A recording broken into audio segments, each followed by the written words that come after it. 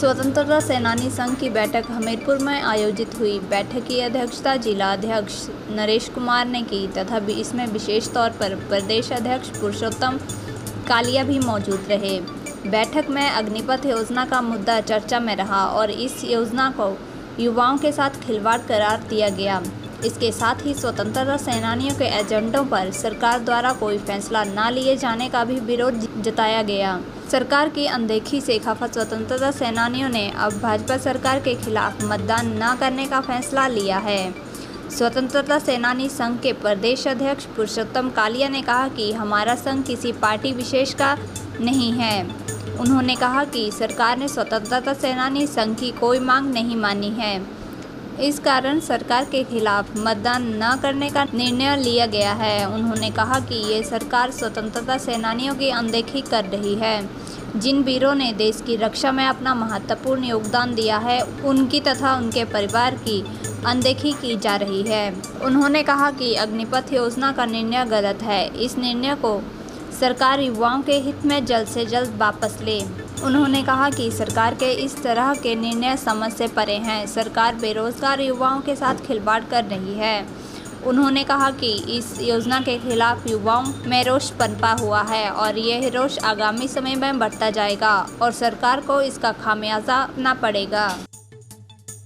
जी, agenda हमारा पुरानी pending demands के बारे में ही था।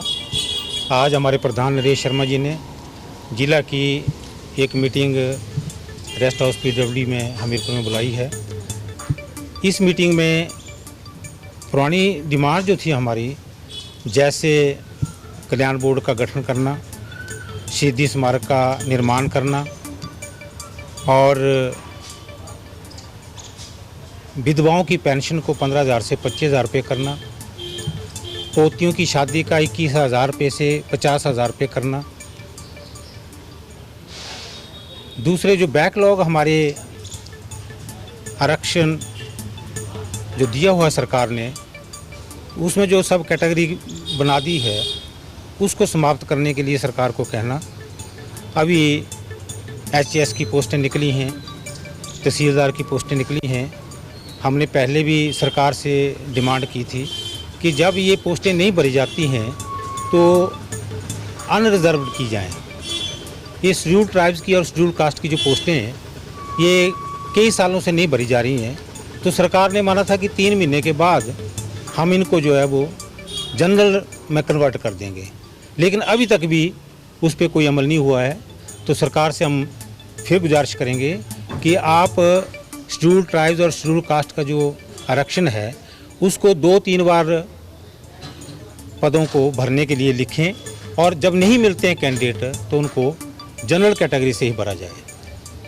ये हमारी मेन, क्योंकि बैकलॉग भरे जा रहे हैं, कुछ नई पोस्टें जो हैं वो क्रिएट हो रही हैं और उसमें हमारा जो फ्रीडम फाइटर का आरक्षण है वो काफ़ी पीछे चल रहा है। इसी तरह हमारे जो कुछ डिमांड्स सरकार ने मानी हुई थी कि फ्रीडम फाइटर को हम सड़कें देंगे, ट्यूबवेल देंगे, लाइट्स देंगे, उन पर भी अभी तक अमल जो है वो पूरी तरह से नहीं हो रहा है।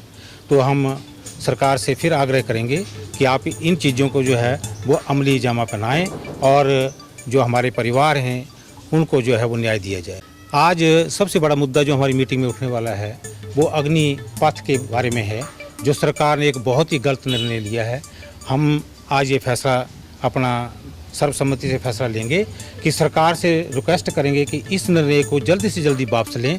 आज ही हमें पता चला है कि सरकार ने 2019 से इसको शुरू किया है, तो जो लोग अब भर्ती होंगे वो 23 में वापस आ जाएंगे, 1 साल की नौकरी करने के बाद।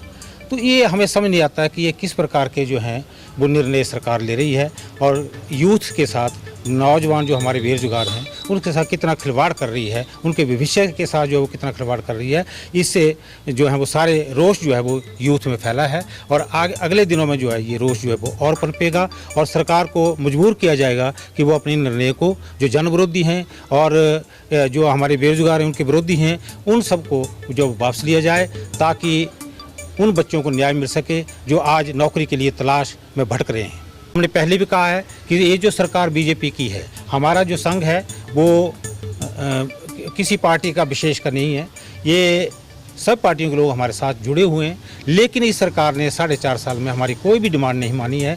तो हमने पहले भी सरकार को आगाह किया था कि अगली बार जब भी इलेक्शन आएगा तो हमारा जो संघ है वो बीजेपी सरकार का विरोध करेगा, क्योंकि बिल्कुल भी स्वतंत्रता सेनानियों की जो है वो परवाह नहीं करती है। जिन्होंने अपने देश के लिए कुर्बानियाँ दी हैं, जिन्होंने देश के लिए जो है वो अपने अत्याचार सहे हैं, उनके बारे में, उनके परिवार के बारे में, उनके सदस्यों के बारे में आज तक कोई भी निर्णय इन्होंने जो है वो नहीं लिया है।